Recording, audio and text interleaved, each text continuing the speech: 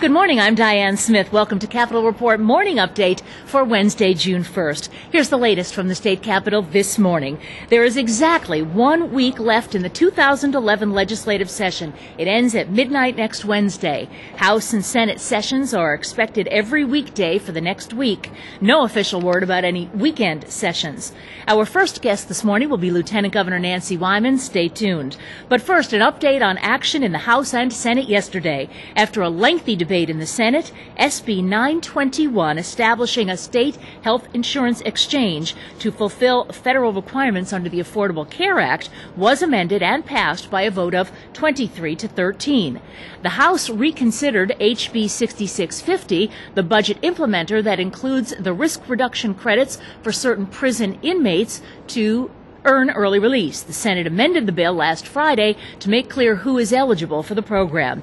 After debating and passing the Senate amendment, the House passed the amended bill by a vote of 90 to 56, sending it to Governor Malloy for his signature. Then the House took up another budget implementer, HB 6651, concerning general government provisions. Now, that includes the reorganization of the state's higher education system, merges certain economic development agencies, and creates the Office of Government Accountability, under which the State Elections Enforcement Commission, the Freedom of Information Commission, the Office of State Ethics, the Office of the Child Advocate, and the Office of the Victim Advocate would fall. Debate focused on many areas of the bill. This bill out of the House, but there were certain items in the bill that we had to look at, and many of our colleagues here in the chamber mentioned. And I think that we have looked at it, come up with some options that I think are going to make things very clear for everybody and have people understand the values of the bill. The underlying bill was addressing the consolidations of the Child Protection Agency into the Public Defender's Agency. It had the way stations and other consolidations such as Demas and Besby. I'm sorry, not Besby, and the consolidation of Demas. I think that we found a good correction, and I hope that my colleagues will participate and understand the things that have been done. As I stated, the intent and the way that all of the 9 entities of the Office of Governmental Accountability will continue to operate as they do today.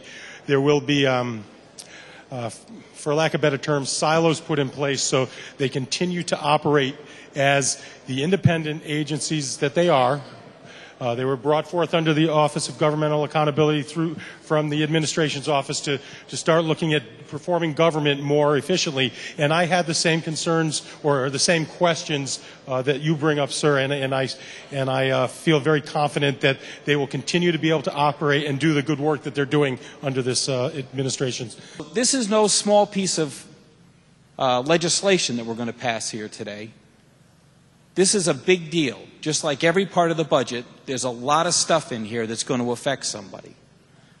Some of it's good, some of it's not so good. But it's certainly worth a read, and it's certainly worth understanding, because my fear, as the years go on, whether I'm here or somebody else is here, don't be surprised if this becomes a lot less of a legislative process, because that's the direction it's headed.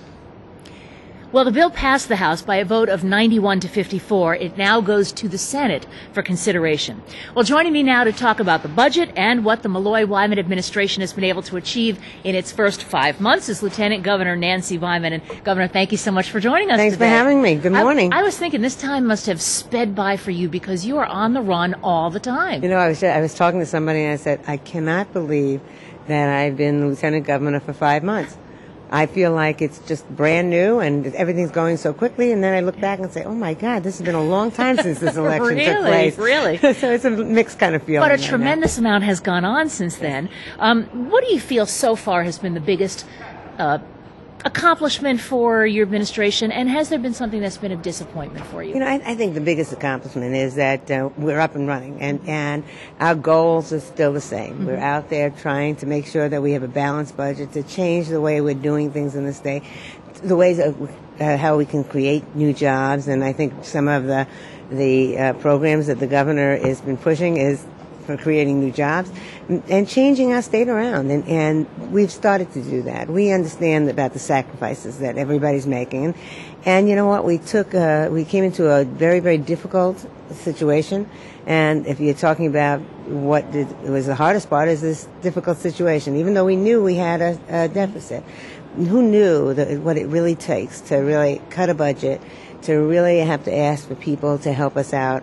It's very difficult. The one thing good about it is that we know and we really believe within the next 2 years we're going to see a big difference in the state. We're not going to have to be ashamed of the fact that we have holes in our budget. I think we're going to really bring it forward, and so that my grandkids won't have the sacrifices that needs to be made. They're going to have a good state to live in, and the future for a lot of good people. We're, of course, looking ahead to the union concessions package being ratified. No matter what, it can't happen in time for the new fiscal year, the start of the new fiscal year, July 1st. So I'm going to ask you to put on your former comptroller's hat.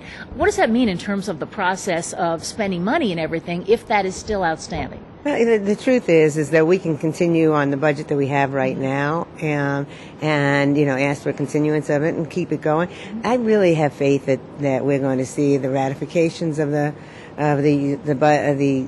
contracts, and I do think we can get a lot of it done as fast as possible. If we have to come into a special session for the legislature to ratify it themselves, then that's what we'll do. But it really, just as long as our state employees, our fellow workers, can ratify the contracts. We're going to do what we can, and I think it's a right step forward.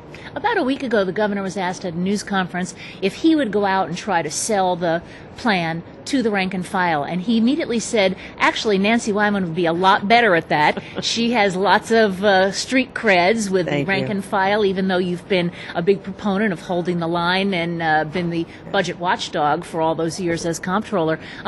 He seemed to be saying you're going to go out and hit the hustings for this. Have you done any of that? Yeah, I have. I've been to one of the clerical meetings, but I was invited to that even before the recommendations or the budget was settled or the contract was settled. And so I went anyway, and they asked questions and I answered them. And any of the union leadership that wants me to come in, I'm willing to come in. I've been very fortunate. They have been friends. I hope they believe what I say, and because I understand what they're feeling, and we sitting down and talking to people, I love doing that. So I'll be glad to do that in case somebody calls. And that was very nice of the governor, but I think he has the same kind of feelings too. One of the things that has been spread around as a rumor that keeps coming up in various postings on websites and things is that some of the rank and file think that they're being put into the Medicaid plan. Yeah. What do you explain to them about that? There has been some people out there that have been sending out incorrect information, and we're going to try to get the correct information out there. I hope that people understand that the plan that's being offered to the state employees right now truly is the same plan they have in front of them right now. Only thing we're going to be asking them to do is to listen to their doctors. That's the only difference in the plan. If you listen to your doctor, and you go to the doctor, you're not going to see any difference in it. You're not part of the Husky plan or Medicaid or anything else that's out there.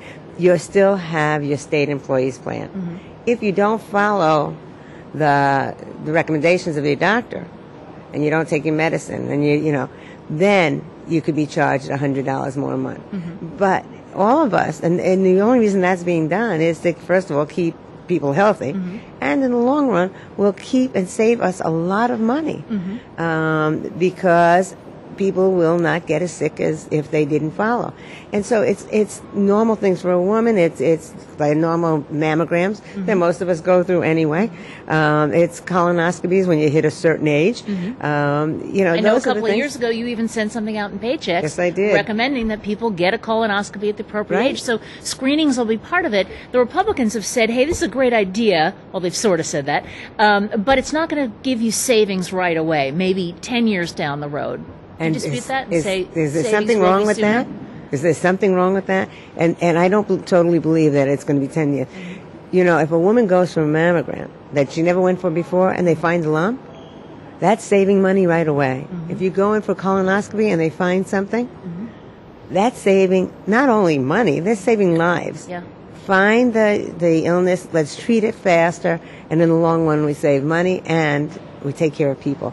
And I disagree with the Republicans on that, but I do believe we're going to be saving a lot of money. Well, let's get it to another part of the budget, and that is, assuming that the union deal passes, we know that there was still a $400 million gap. So the governor announced on Friday night how he intends to close that. Now, the Republicans are saying he's taking about $320 million out of the surplus, or they've called it the rainy day fund, and he said the governor promised that that money would only be used to draw down the debt, would not be used for operating expenses. Did he make that promise, and has he gone back on it? And I don't, what we have said, this is a very unique situation. What we are talking about are the revenues that have come in surprisingly earlier than we thought. We're going to use that because those same revenues will be there next year. So it's not a one-shot type of situation that both the governor and I said we would never do. What we are going to be doing is taking care of that difference by the revenues that have come in, and next year the revenues will be there. So it's not like we're using it as a one-shot deal. Where are those revenues coming from? Basically, unexpected corporation taxes, some income taxes coming in, and we've had some good luck in the markets lately. So part of that has to do with the economy turning around a bit. It's a great way of the economy turning around. But we still have to work very, very hard because we still have so much unemployment in this state.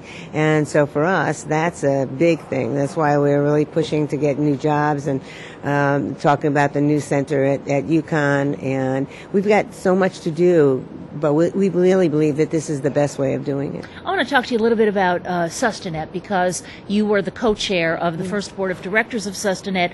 What do you think about the pooling and Sustanet plan that passed the House? You know what? I think it's a good plan. Right now, what we're seeing happen, and that's one of the misconceptions also from the union leaders, because they also think that they're being put into Sustanet. Sustanet is not something that the union members are being put into. The difference between the pooling is that it is now allowing, which is something that we tried to do in when I was the state controller, allowing municipalities to join into the state employee plan. Not changing the state employee plan, but allowing them to join into the state employee plan. The Sustanet plan is going to be running at the same time as parallel with what we now call for the exchanges that are now been voted out of the Senate yesterday, so that we can work with the federal program and be ready for the federal program. The Sustanet plan is the same thing, and we will now be having a board that will be under my office. There's a new healthcare advocacy and initiative, healthcare reform and initiative agency that will be under my office now to start dealing with making sure that we can bring all these different parts of healthcare together. We have so many different areas. So, be it DSS that has a part, and the controller's office has a part, and, and now the federal government coming in.